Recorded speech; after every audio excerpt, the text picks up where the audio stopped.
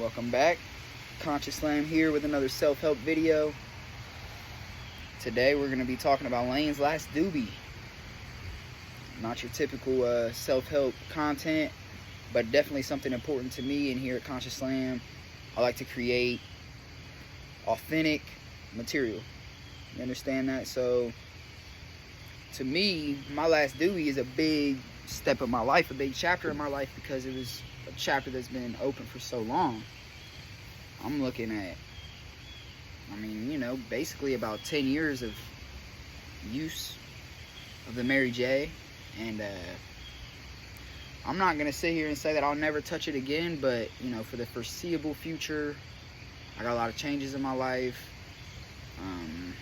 And I just think it's smart to walk away now while I'm ahead. I got some personal things going on. I got a new job opportunity. It's just best for me to walk away. And I don't inherently think that marijuana is bad as long as not abused, which it definitely is abused a lot of the time. You got to be aware of that. But I don't think it's inherently bad to smoke or to eat, THC. I'm not saying it's good for you. I think that they're starting to paint this picture like it's a be all cure all type deal, and it's just not. It's a band-aid, but it's a better band-aid than Adderall and Ritalin and everything else. So it's got its ups and its downs, just like everybody else, everything else. But it's significant to me because, like I said, about 10 years of abuse. I think I was 11 years old when I first smoked out of a Mountain Dew can. We ran around the woods. It was weird. It was cool, but it was weird. We were way too young. I got away from it. My mom took us to a nicer school. I got away from it for a little bit, but then I picked it back up in high school. And from there, I could see the abuse. At first, it felt like this is the best escape I've ever had. I was at a very negative mindset most of my way through school, and marijuana really just, helped me kind of put that down for a little bit. I'm not saying it was a cure, but it definitely took on that mug for a minute, and I'm like, wow, I feel better. I think different. I can control my emotions a little bit better, and it's good. But at a certain point, you also gotta want to do that for yourself. Like, the reason people get high or drink or pop pills is that they are not happy at their current state of reality. So you're sitting right here, and you got the light bill due, and you got $7. So I'm gonna spend, okay, $7 is a bad example. $20. I'm gonna spend 10 on a bag, and I'm gonna feel better for an hour or two. And that's cool, kinda. But it's not fixing anything. You're spending money you don't have. You're warping your state of consciousness, with the external object, and you're not really seeing what you're doing to your own psychology. Because when you have access to material like this, alcohol, drugs, other things that give people this, porn, stuff like that, and then it's taken away, it's really hard to get yourself happy. And that's something that we should all strive for ourselves. Happiness, soberly, distractionless, lonely. You should be happy in all these different, mainstream media will tell you that if you're doing stuff alone, that you're weird, you're outcast, you're a negative thing. But that's not it at all. Here in the last, 3-4 months, I've been alone more than in years, and it hurt. It does, and I struggle with it sometimes, but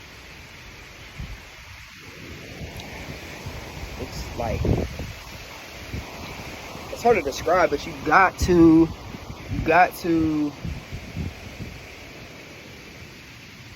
gotta want to do it by yourself. I know everybody's not cut like me, but if you truly love yourself, if you truly claim that you want to love yourself and truly be happy, you should be able to step away from weed for a little bit and, find that. So that's what I'm gonna do.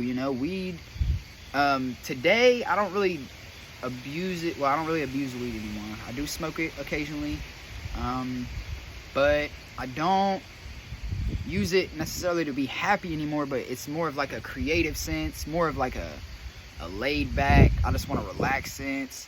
I have hyper anxiety basically, so if I'm not constantly feeling like I'm working or growing or pushing something, I start getting antsy, you know what I mean? And so I smoke and be like, all right, shit, I put all this work in, I got all this shit following for me.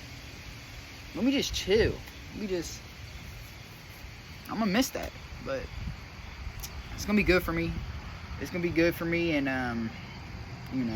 I've been talking about it for a while, honestly. Like, I'm not saying that I'll never partake again, but for the foreseeable future, I mean, we got 98 days left in the year. If I cannot touch it for 98 days, I'm saving money. I'm helping my own psychology. I'm not dependent on it, but I'm just, getting even farther away from it. And there's just no real negatives in it except my ego. Like, as I sit here, y'all saw me, I didn't even say what's up right away. I was sitting here like, I really don't want to shoot this episode, man. I enjoy the token. You know what I'm saying? Like, for a long time, I had nobody to talk to. But it seemed like nobody was my friend. Like this foreign substance is my friend.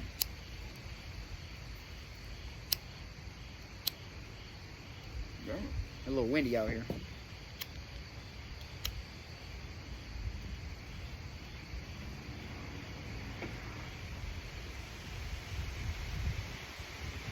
Can't believe I'm smoking on camera.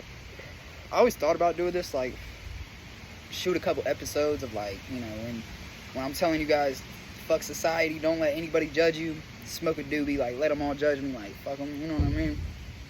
But it's not super professional, you know what I'm saying? So it's gonna be good for me to get away from this anyway, just for a professional sense.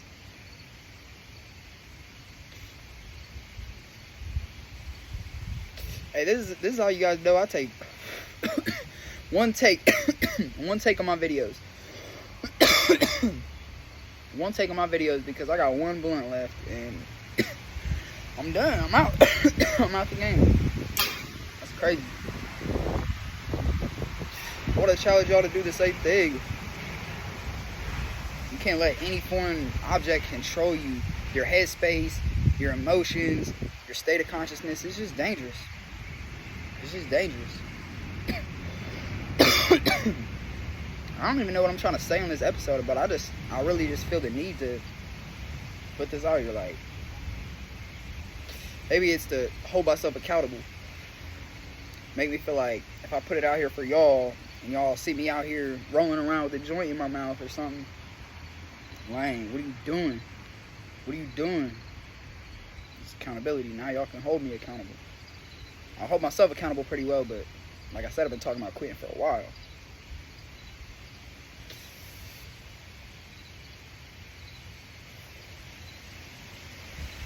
It's crazy.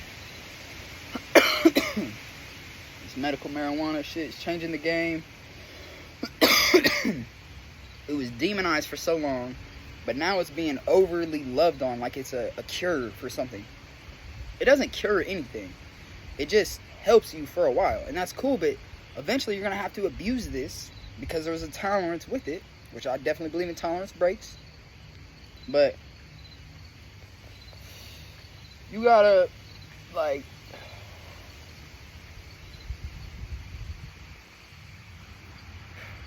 I don't even know. This is why I can't be smoking on camera. I'll be forgetting. Can you guys tell the videos I'm high when I'm sober?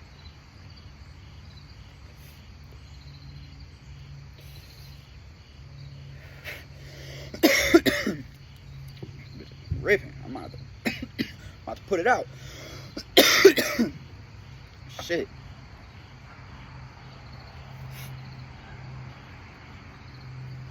Put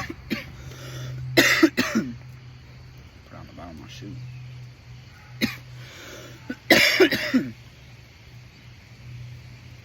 Well, I got a quarter of the way through it. I'm a lightweight nowadays, but still, I feel the need to just quit. I got a potential custody battle coming up. That's a big reason to quit. Big reason to quit. I got job opportunity. I don't know if I'm going to take it, man. I don't know if I'm going to take it. I feel like as being a nurse's assistant, they're going to send me to school and everything. I'm taking a $1 pay cut, but once I start, after like 30 to 60 days or something, I'll get a $2 third shift differential. So like, the money's not too different, but it's a whole different industry. I'm a factory worker right now, and I'll be a nurse's assistant. So, you know, I think it would help me a lot in my professional setting, you know, talking to you guys on camera, getting ready for more clients, and just really driving through change. But I just don't know if that's me. Like, I'm like not clean cut like that, and maybe that's a characteristic flaw that I'm just judging on myself. But I just don't know if I'm like that pretty boy, clean cut. Like, I don't know. Or maybe I gotta work through it.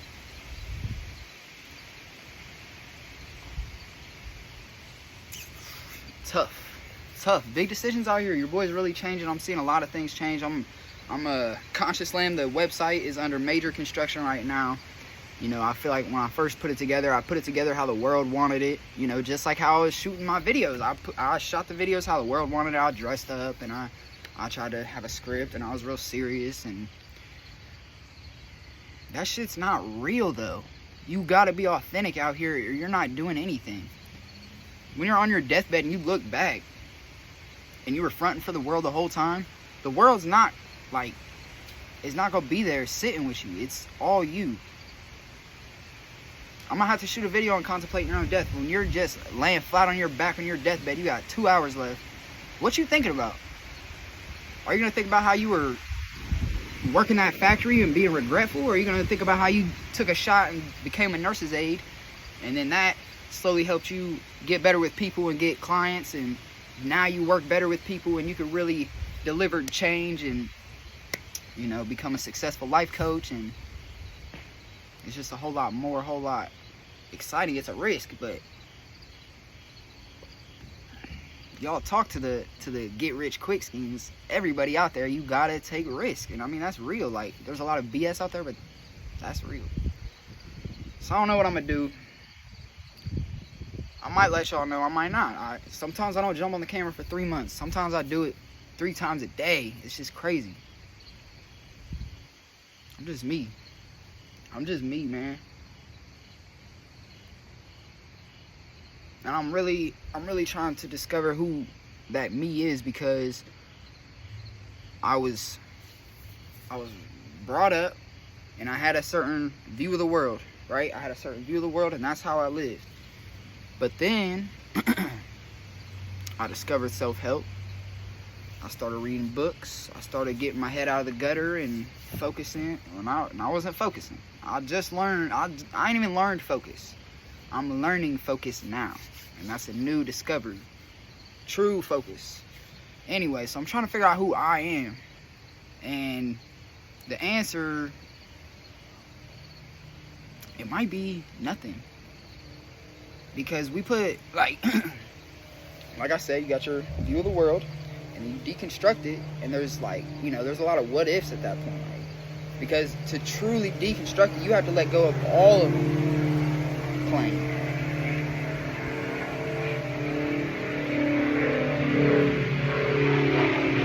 Beautiful day out here. Beautiful day out here. You gotta let go of all of your stuff, of all of your beliefs, of all those constructions that you were put on by school, in the government, in the media, and your parents. And for one, most people don't want to go through that much work, because it is work, and it's not fun. It's not easy work.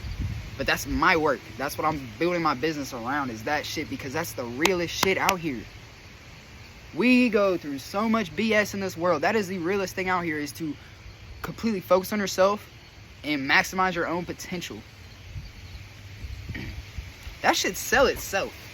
You know what I'm saying? I shouldn't have to learn sales, because that should sell itself. Like, why don't you want to be the best you? Y'all won't even take the time to figure out who you are. And most of you, you know, the you that you're handed, you don't even like that you. Nobody's happy out here. Ain't nobody just happy all the time that hasn't done some self-help work. I'm telling you. People have miserable lives out here and they just accept that shit and then they do nothing about it. And then y'all got me feeling away because I kind of lack sympathy when it comes to that.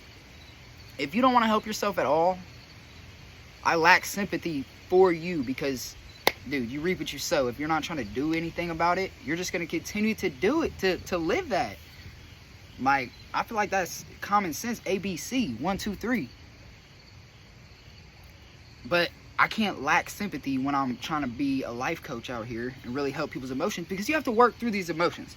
I'm not trying to say that I lack sympathy in every situation, but if you're not trying to do anything about your situation, there's nothing I can do to help at all.